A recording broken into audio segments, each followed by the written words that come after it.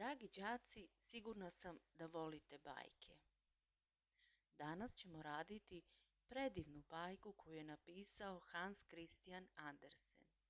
Princeza na zrnu graška. Najprije ćemo reći nešto o njemu. On je rođen u Danskoj 1805. godine u siromašnoj porodici. Od malena mu je otac pričao razne priče i komedije i pomogao mu je da napravi pozorište lutaka. Otuda sigurno njegova ljubav za fantastične priče i za pisanje. Ali za njega su nastupili teški trenuci kada mu je otac umro dok je bio još mlad. Majka je brinula za njega i sebe i to je bilo teško u ono vreme. Ona je htjela da ga pošalje na izučavanje zanata, ali njega to nije interesovalo. On je uspeo da nagovori majku da ga pusti samog u glavni grad Kopenhagen, i to sa samo 14 godina. On je tamo radio svašta, plesao, glumio i mnogi su smatrali da nema baš dara za glumu. Ali mi ćemo saznati da on ima izuzetan dar za pisanje. On se odlučio da kasnije završi školu, pa se kao 17-godišnjak upisao u školu i sedeo sa 12-godišnjacima. Ipak, bio je uporan, završio je školu, a zatim se upisao i na univerzitet. Teško da danas, 2 veka od kad su pisane, možemo upoznati dete koje nije čulo za Andersenove bajke kao što su Mala sirena, Ružno pače, Princeza na zrnu graška, Olovni vojnik, Palčica, Devojčica sa šibicama, Snežna kraljica. Danas ćemo pročitati Princezu na zrnu graška. Slušajte pažljivo i poslije ćemo pričati o tome šta smo čuli. Bio jednom jedan princ koji je želeo da se oženi nekom princezom, ali pravom, pravcatom princezom. Tako je on krenuo u beli svet i tražio svoju princezu, ali svaki put bi mu nešto zasmetalo. Nije nevolja bila u tome da nije bilo princeza. Bilo je mnogo princeza, ali kako da pronađe pravu, pravcatu? Uvek bi se našlo nešto kako ne treba. Tako se naš princ posle dugog i uzaludnog traganja tužan vratio kući i nastavio da čezne za pravom, pravcatom princezom. Jedne večeri se desi strašno nevreme. Grmelo je i sevalo sa svih strana. Kiša je lila kao iz kabla. Bilo je strašno. I upravo tada se začuje kako neko lupa na gradskoj kapiji, te stari kralj izađe da mu otvori. Kralj dođe do kapije, kad pred njom stoji neka princeza. Bože moj, kakva li beše od tog pljuska i nevremena. Voda joj je curila niz kosu i odeću, slivala se u cipele i izlazila kod peta. I ta namirnica mu reče da je prava pravcata princeza. Dragi đaci, ova reč namirnica znači slučajno je naišla, slučajna prolaznica, nije imala nameru, eto tu se zatekla i pokucala na vrata. Šta li se dalje dešava?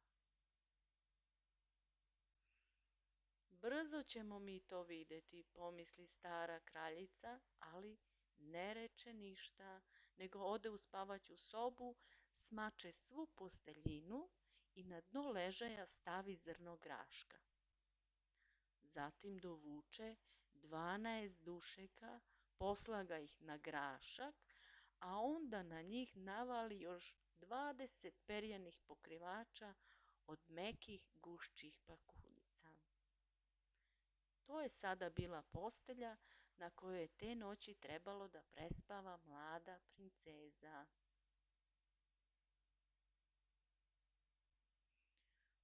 ujutro je upitaše kako je spavala. O, užasno, grozno, žalila se princeza. Gotovo čitavu noć oka nisam sklopila. Sam Bog zna šta je to bilo u mojoj postelji. Ležala sam na nečemu tako tvrdom da mi je čitavo telo pokriveno modricama. Užasno, kažem vam. Tada se oni uveriše da je ona zaista prava pravcata princeza, kada je kroz 12 dušeka i 20 perjanih pokrivača osetila ono zrno graška. Tako osetljiva može biti samo prava pravcata princeza. I princ je uze za ženu, jer je sada znao da je naišao na pravu pravcatu princezu. A grašak staviše u riznicu, gde se i danas može videti ako ga neko nije uzeo. Ovo vam je istinita priča. Ovdje postoji jedna reč koja vam je možda nepoznata, a to je reč riznica. A grašak staviše u riznicu. Ta reč riznica označava prostoriju gde bi neko stavljao neke vredne stvari, dragocenosti, ili to sada može biti nekih vrednih stvari kao u muzeju. Znači, neka prostorija gde se čuvaju neke vrednosti. Nadam se da vam se priča dopala i razgovarat ćemo sada o tome čemu nas uči ova priča, šta smo saznali dok smo slušali ovu bajku. Najpre da vidimo koji su likovi koji se pojavljuju. Princ, princeza, prinčeva majka je kraljica.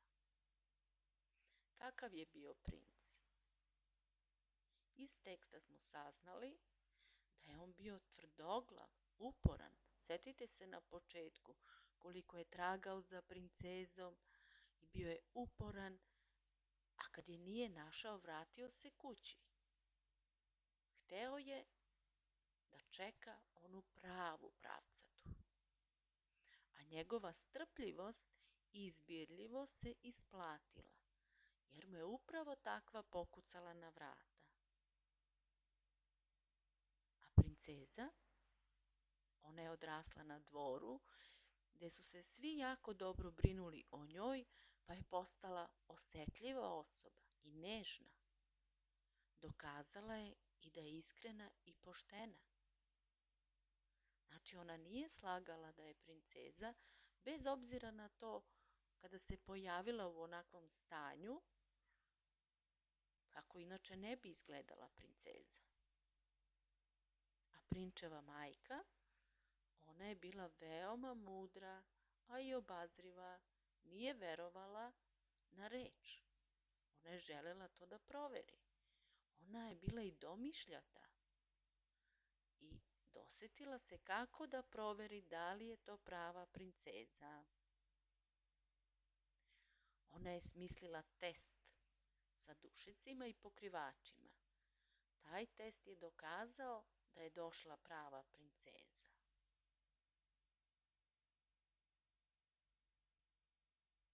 Mi znamo da postupci neke osobe i govore kakva je ta osoba. I tako saznajemo o osobinama likova iz bajke. A ova bajka nema vile, fantastična čudna bića, čarobni štapić, magiju, ali ima važne pouke. Pouka je da svako pronađe onoga koga želi, ako je dovoljno strpljiv i uporan. A druga pouka je da ponekad moramo biti mudri i da proverimo ono što nam neko kaže. Jer znate, ljudi nekad jedno govore, drugo misle. Moramo nekad proveriti da li je istina ono što nam neko kaže.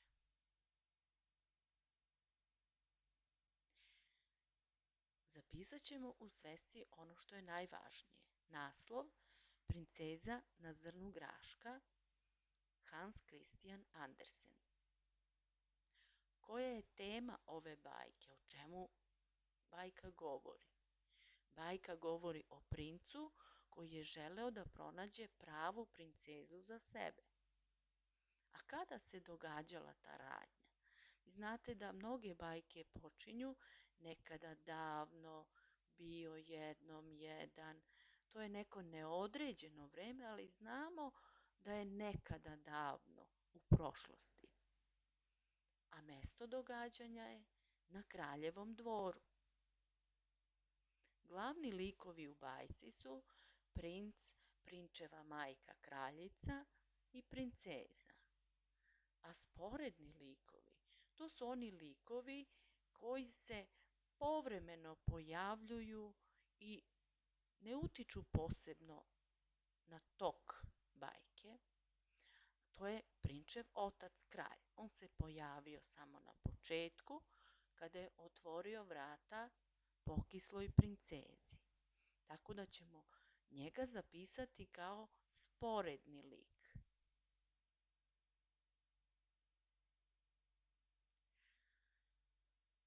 Zadaci koje treba prepisati i odgovoriti na njih, to su ova pitanja. Vi ćete lako dati odgovore na ta pitanja zato što ste me pažljivo sigurno slušali i ja sam, dok sam pričala, ove odgovore već vama i dala. Samo ih treba ponovo preslušati i upamtiti, pa zapisati odgovore. Pitanje: ko su glavni, a ko sporedni likovi u bajci? Zatim, koje osobine ima princ, koje osobine kraljica, a koje princeza? Koje su pouke ove bajke? Svaka priča, bajka uvek sadrži neku pouku, nešto čemu nas uči. I zašto je dobro čitati bajke? Jer svaka krije neku pouku za nas.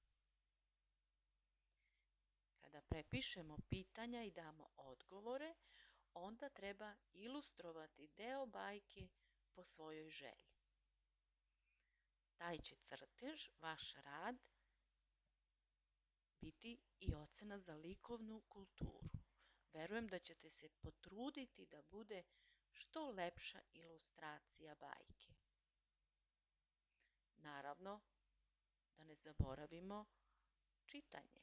Čitanje se mora vežbati svakodnevno, a ova bajka se nalazi u vašoj čitanci na strani 74 i 75. Čitati treba jasno, glasno, izražajno. Čitanje se poboljšava samo čestim čitanjem.